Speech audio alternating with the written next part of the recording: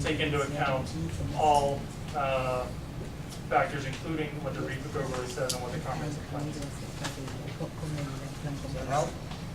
Not particularly, but let's go on. All right, Mr. Simpson? At the bottom of page 10 of the report that the Office of Planning is running into page 11, the report that you issued last November, an assessment is made about the proposed height of the building, and the report ends up flatly concluding that in this context, the 92-foot height proposed for the hotel is too tall for the property. And I'm wondering if you can just speak to that a little further and reiterate what you said just a minute ago about your interactions with the developers on this point. Okay. Well, as I said earlier, the Office of Planning has been consistent over the past 4 or 5 years, telling the developer that the height is not compatible with the comprehensive plan or the neighborhood. So yes, we did make that conclusion in our report that the proposed height does not match the low and moderate density designations for the property. And I'm sorry, I can't find the reference immediately, but it is questionable about the intent, how this would meet the intent of the REPA overlay. So I think we did raise significant issues in our report, and I hope that answers your question. Ms. Jaffe? Yeah, I would like a clarification. You said the use is a little more vague. And when I read the REPA overlay, it says in there specifically no hotels, no transient uses, no bars and restaurants. And this project basically consists of a hotel, a restaurant with multiple bars, and a transient use. So it concerns me when you say that it's vague in terms of uses. It's based on what the comprehensive plan shows, and that is a mix of residential and commercial uses that could be appropriate on this site. I don't think the applicant has proven their case yet that the hotel that they're proposing would be compatible. I don't think it's out of the question that a small hotel could be appropriate on this site. But can you speak to the REPA overlay which specifically prohibits a hotel use and bars and restaurants on that site? So again, a property owner can ask for their zoning to be changed. They've asked for a change to a zoning that would allow those uses.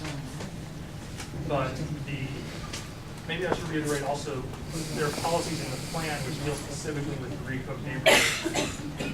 And those policies emphasize exactly what you're talking about, the residential character, limited commercial development. Maybe I didn't emphasize those enough earlier, but those should be in the text handout that I had in the back.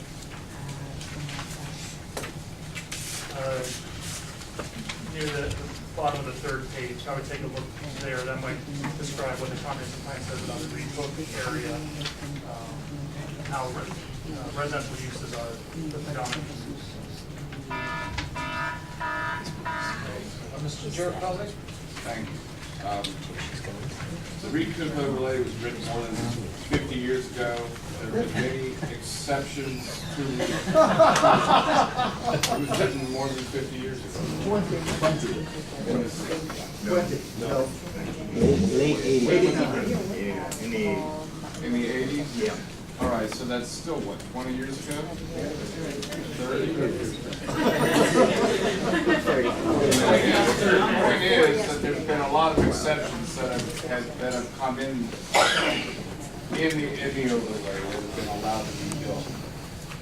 I think that the hotel would provide many jobs, would be the chicken before the egg in terms of people solving their housing problem.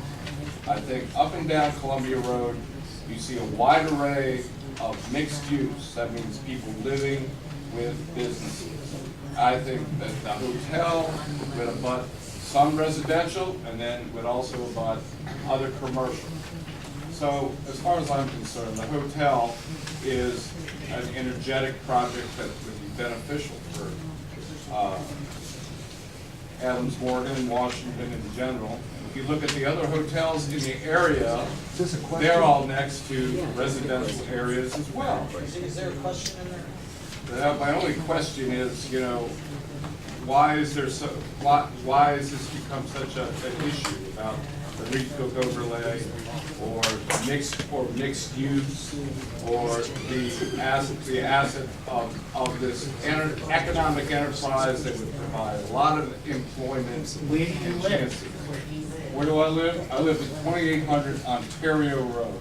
Oh, on the other side of Columbia Road. Right. In a land far, far away. Can we get back on track, please? Let's allow Mr. Jessup to respond, please. I think the question was, why are people pretty worked up about this issue? Yeah. You know, I think it has to do with changes to the neighborhood, light, air, noise, traffic.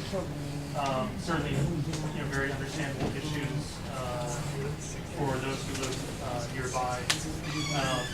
I know I would probably be concerned if the hotel was going in, you know, near my residence. So they're certainly understandable concerns, and we're not minimizing those in any way.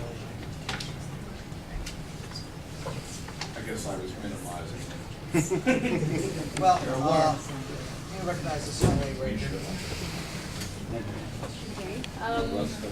Hello, my name's Lacey, and Hey. oh, I'm sorry. Guys, this is a police station. My God. Tipping up Really? He asked me to step outside. Oh, please. Well, you know, we could probably get a cop. I don't know what happened to Lacey here. Speaking of 30 years ago. I'm sorry. I am astounded by this happening. Like, you challenged him to a fight, apparently. But so, my name's Lacey. I live about a block and a half from the proposed hotel construction project. And basically, I've decided to make Adams Morgan my home. I actually want to raise children in this neighborhood. I want to live here for a long time, for the rest of my life. That's appreciated, but, I, but we're hoping there's a question. I'm within the here. time limit, am I not? Are you asking a question? Is there a time limit? I'm sorry. Yes, there is. Okay, that's what I thought. So you know, I'm very interested, you know, in that context of, you know, my asking a question. I'm very, you know, interested in how the community is going to change. You know, the hotel doesn't just have the actual, the hotel. It has a number of different businesses.